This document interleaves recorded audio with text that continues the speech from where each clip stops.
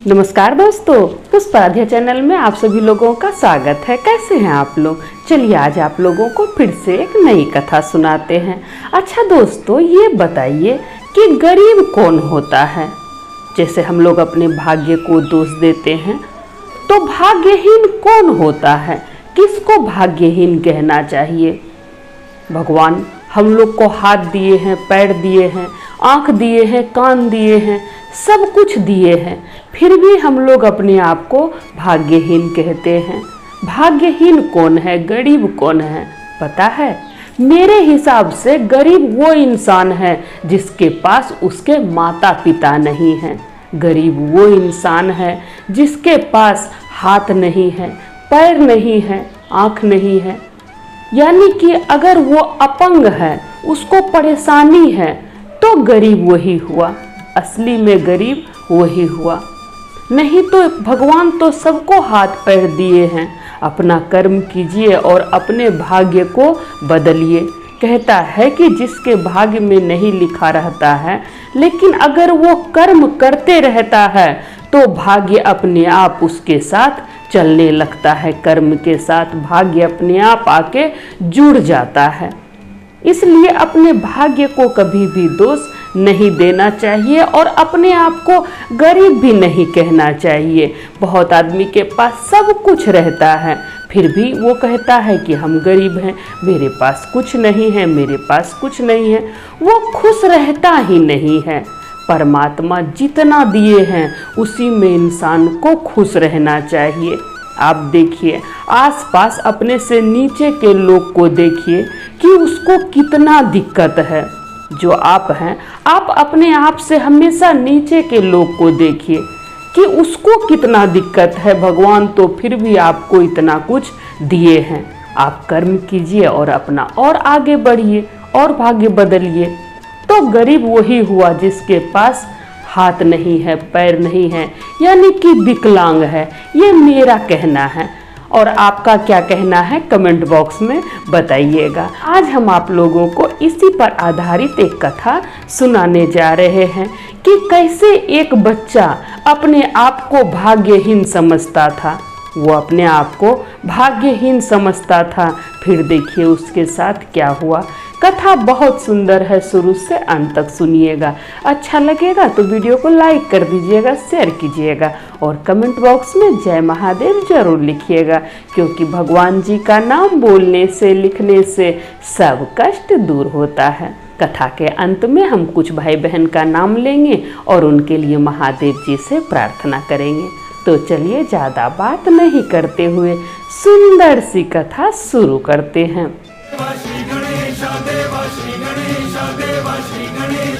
किसी गांव में एक व्यापारी रहता था, छोटा व्यापारी। उनका व्यापार बहुत छोटा था, तो उसी से उसका घर चलता था। घर में उसकी पत्नी थी। शादी के बहुत साल बाद जाके उसको एक लड़का हुआ। अब एकलौता लड़का होने के वजह से माता पिता खूब लाड प्यार से उसको पाला। खूब लाड प्यार से बच्चा जब जो मांगता माता पिता उसको पूरा करता। अब धीरे धीरे बच्चा बड़ा हुआ। बच्चा ये चीज़ को अच्छी तरह से जान चुका था कि हम अपने माता पिता से जो भी मांगेंगे वो हमको दिला ही देंगे। उसके मन में ये बात बैठ गया था, क्योंकि बचपन से ही माता पिता वो जो भी मांगता था उसके माता पिता उसको दिलाता था। उसका आदत खराब भी हो गया था। जब बच्चा मांगता है कोई भी चीज़, तो माता पिता को चाहिए कि वो चीज़ तुरंत नहीं दिलाएं। कभी कभी बच्चा ज़रूरत का चीज़ मांगता है, कभी बेज़रूरत का भी चीज़ मांगता है।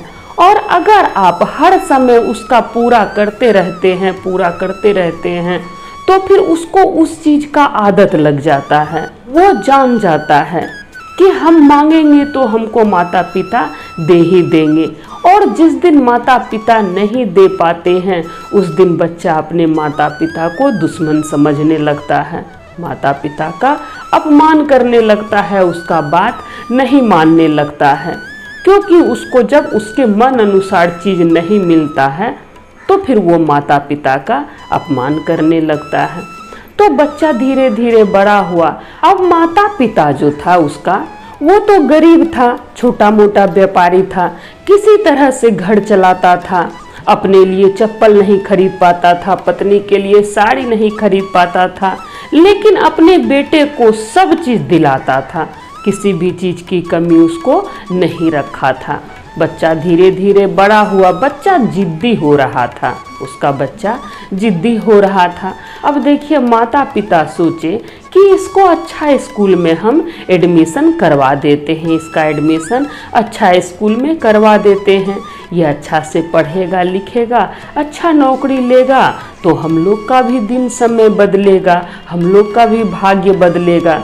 जब बच्चा पढ़ेगा लिखेगा बड़ा आदमी बनेगा, ये सोचकर उसका माता पिता उसका एडमिशन अच्छा स्कूल में करा दिया। जो सबसे अच्छा स्कूल था, महंगा स्कूल, उसी में माता पिता उसका एडमिशन करवा दिया।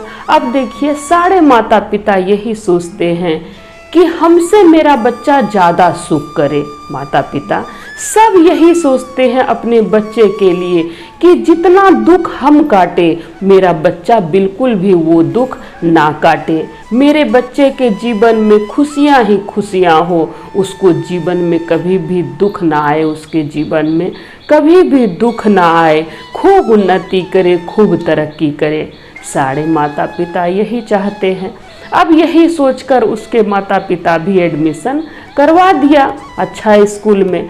जब बच्चा स्कूल गया तो स्कूल में क्या देखता है, कुछ दिन जब स्कूल गया तो वो स्कूल में क्या देखता है कि उसका दोस्त लोग जो है सब बड़ा बड़ा गाड़ी से आता है, सब अपना गाड़ी से स्कूल में आता है, कैंटीन में जाके अच्छा अच्छा नाश्ता करता है, टिफिन बढ़िया लाता है, टिफिन में काजू किशमिश मैगी चाउमीन, यानी कहिए कि बढ़िया बढ़िया चीज़ बच्चा लोग को जो पसंद होता है वो सब लाता था।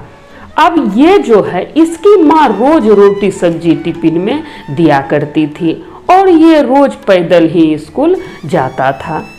अब इसको अपने माता पिता पे बहुत गुस्सा आता कि बताओ मेरे माता पिता कैसे हैं कि गाड़ी नहीं खरीदते हैं, मेरी माँ कैसी है, सिर्फ हमको रोज रोटी सब्जी ही बना के देती है, ये नहीं कि बढ़िया बढ़िया टिफिन बना के दे।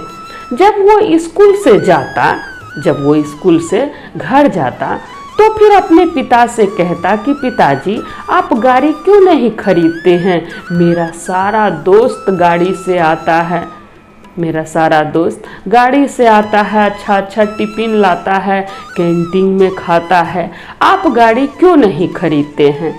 तब उसका पिता बोला कि बेटा हम लोग गरीब हैं, हमारे पास उतना सामर्थ्य नहीं है, उतना धन नहीं है जो कि हम गाड़ी खरीद सके, इसीलिए तुमको पढ़ा रहे हैं ना कि तुम बड़ा स्कूल में पढ़ो, बड़ा आदमी बनो और हम लोग को भी सुख दो।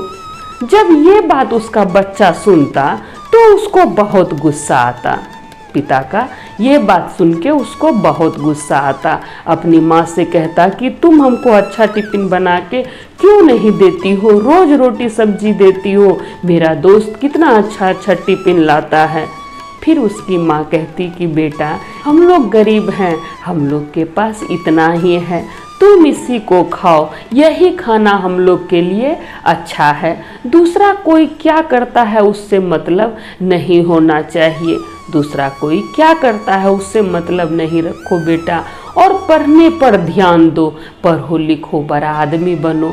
अब माँ का भी बात सुन के उसको लगता कि माँ भाषण दे रही है, माँ ज्ञान बांट रही है, तो वो मन ही मन माँ को भी दोष देता और अपने पिता को भी दोष देता। फिर कहता कि इतना पूजा पाठ करने का क्या फ़ायदा, भगवान जी का इतना पूजा पाठ आप लोग करते हैं, फिर भी भगवान जी कहाँ धन दौलत देते हैं, तो क्या फ़ायदा पूजा पाठ करने का। वो अपने माता पिता से ऐसा कहता। अब देखिए बच्चा जब बड़ा होने लगा तो उसको अपना दिमाग होने लगा, वो माता पिता को दोष देता, हर चीज में दोष देता। इसी तरह समय कट रहा था। एक बार क्या हुआ, उसी के रिश्तेदार में किसी का शादी था, तो फिर निमंत्रण देने के लिए आया था कि 10 दिन बाद शादी है।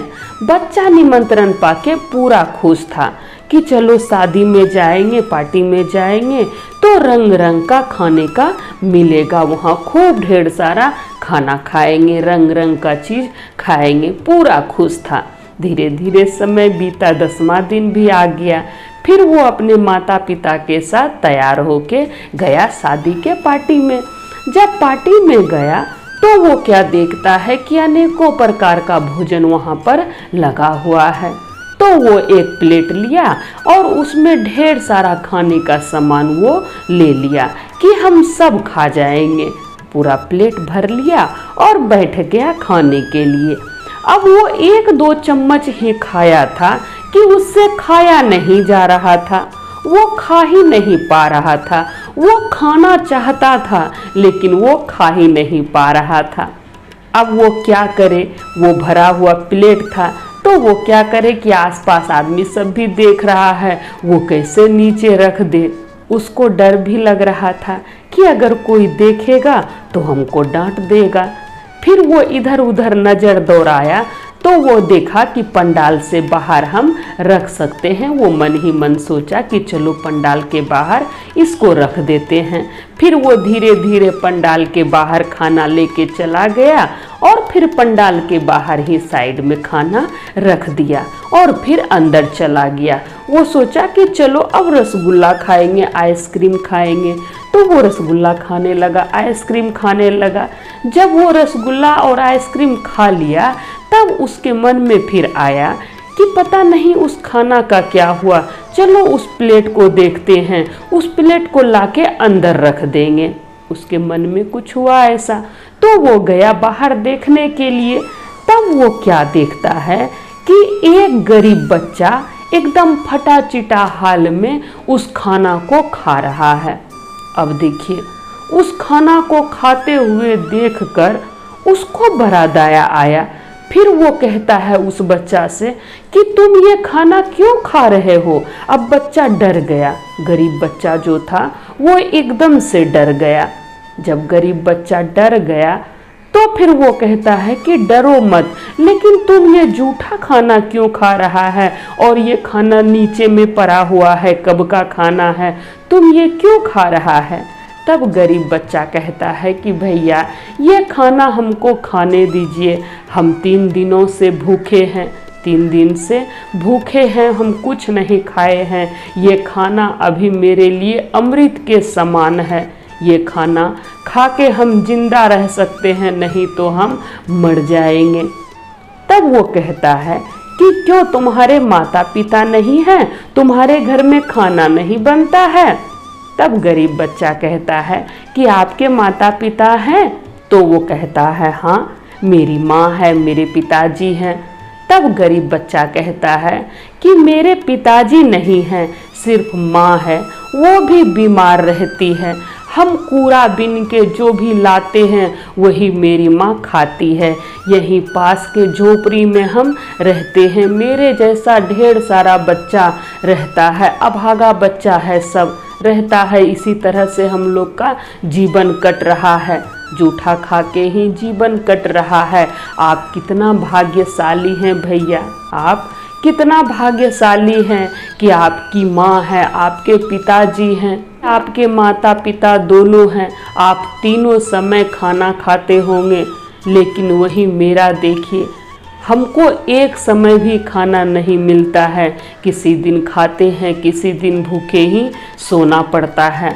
आज ये खाना हम खा रहे हैं, पता नहीं कल खा पाएंगे कि नहीं, फिर इसी खाना को याद कर कर के हमको सोना पड़ेगा कि हम कल भर पेट खाना खाए थे। अब वो बच्चा रोने लगा ऐसा बोल के। अब उसकी बातों को सुनकर इसको भी बड़ा दुख हुआ। तब इसको एहसास हुआ कि मेरे माता पिता मेरे लिए कितना कुछ करते हैं, हमको कोई दुख नहीं होने देते हैं। मेरे पिताजी फटा हुआ चप्पल पहनते हैं, मेरी माँ फटा हुआ साड़ी पहनती है, फिर भी मेरी हर इच्छा मेरे माता पिता पूरी करते हैं। अब उसके आँख में ये सब सोच के आंसू भर गया। फिर गरीब बच्चा से वो कहता है कि तुम्हारी माँ भूखी है ना, रुको हम एक प्लेट खाना लाके और देते हैं, तुम उसको ले जाना। फिर वो बच्चा अंदर गया, अंदर से एक प्लेट खाना लाया और गरीब बच्चा को दे दिया। गरीब बच्चा खाना खा लिया और फिर वो प्लेट लेके अपने घर चला गया। अब ये जो था ये आया अपनी माँ के पास और अपनी माँ के गले से लिपट के रोने लगा। तब माँ पूछती है कि क्या हुआ, तुम क्यों रो रहे हो? तब वो बोला कि कुछ नहीं माँ, हमको कुछ नहीं हुआ है, बस हम घर जाना चाहते हैं। तब उसके माता पिता उसको घर लेके गए। जब बच्चा घर गया, अब जो है उसके माता पिता से उसको कोई भी शिकायत नहीं था। उसको अपने माता पिता से कोई भी शिकायत नहीं था। अब जब उसकी माँ उसको खाना देती, टिफिन में रोटी सब्जी देती, तो वो अपने खाना को अपने सर से लगाता और खाना को प्रणाम करता। अब देखिए उसका दिमाग सही हो गया। कहता है ना कि जीवन में एक घटना ऐसा घटता है कि सब कुछ बदल जाता है। उस बच्चा के साथ भी ऐसा ही हुआ। आखिर शिव भक्त का बेटा था तो कैसे नहीं होता। तो उस बच्चा का मन बदल गया। अब बच्चा खाना का खूब आदर करता और अपने माता पिता का भी खूब आदर करता। एक दिन बच्चा अपनी माँ से कहता है कि माँ, हम गरीब को खाना खिलाना चाहते हैं, क्या हम लोग के पास इतना है कि हम लोग गरीब को खाना खिला सके? तब उसकी माँ बोली कि नहीं बेटा, तुम्हारे पिताजी का इतना आमदनी नहीं है कि हम लोग गरीब को खिला सके। फिर भी अगर तुम्हारा मन हो तो तुम कभी कभी खिला देना, हम बना देंगे खाना। इसीलिए तो तुमको पढ़ा रहे हैं बेटा, बड़ा स्कूल में पढ़ा रहे हैं कि तुम पढ़ लिख के बड़ा आदमी बनो। जो दुख हम लोग झेले हैं वो दुख तुम्हारे जीवन में नहीं आए और तुम खूब सुख करो, तुम्हारे साथ हम दोनों भी सुख करें। तब बच्चा बोला कि हाँ माँ, हम अब खूब मन लगाकर पढ़ेंगे और बड़ा आदमी बनेंगे, फिर गरीब की खूब मदद करेंगे, आप लोगों को कोई भी दुख नहीं होने देंगे। जब माता पिता अपने बच्चे की ये बात सुने तो उसको बहुत अच्छा लगा। माता पिता को बहुत अच्छा लगा कि देखो आखिरकार मेरे बेटे को ज्ञान हो ही गया।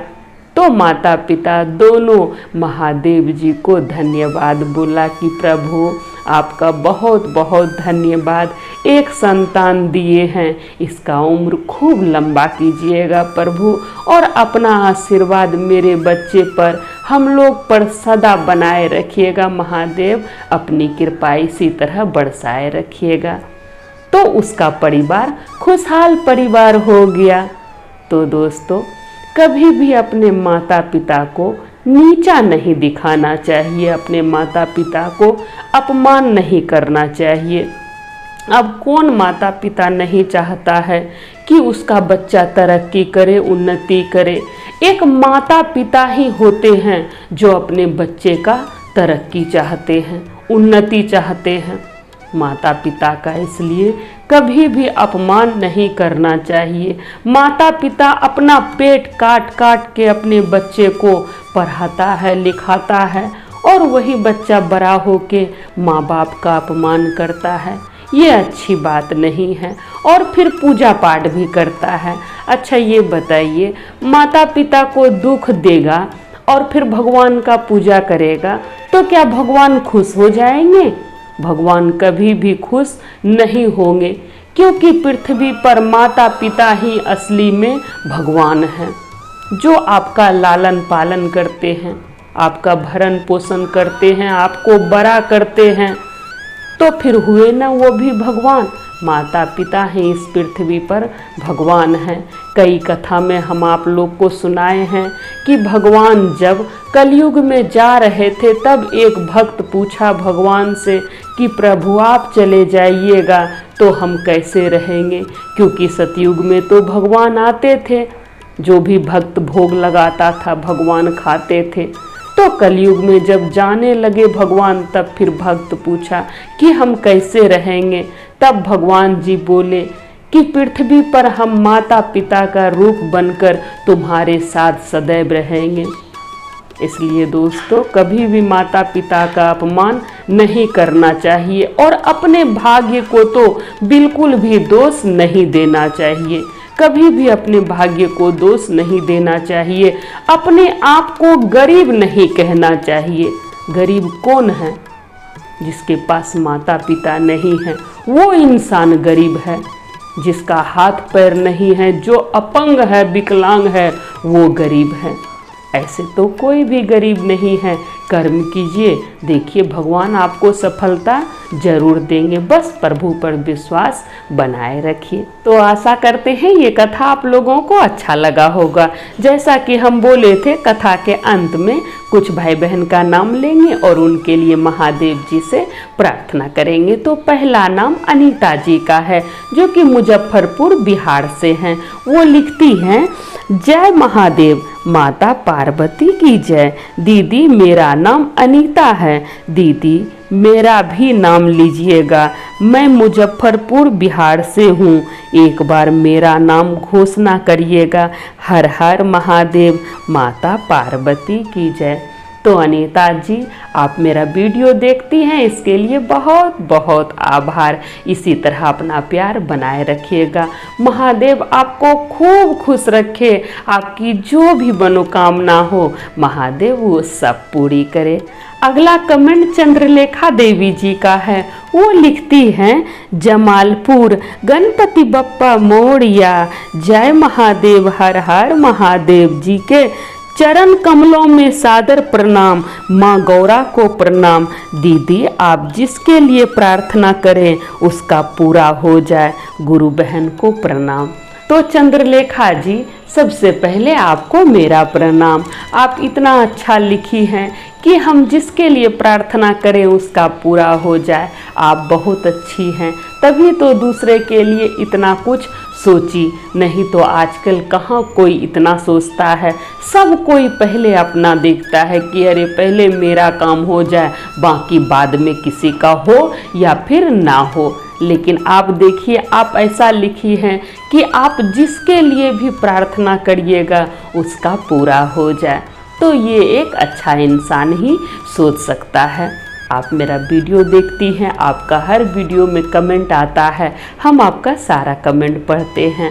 आप वीडियो देखती हैं, इसके लिए बहुत बहुत आभार। कमेंट भी लिखती हैं, इसके लिए बहुत बहुत आभार। महादेव आपको खूब खुश रखे। आपकी जो भी मनोकामना हो, महादेव वो सब पूरी करे। तो जिस भी भाई बहन का नाम हम इस वीडियो में नहीं लिए हैं, अगले वीडियो में ज़रूर लेंगे।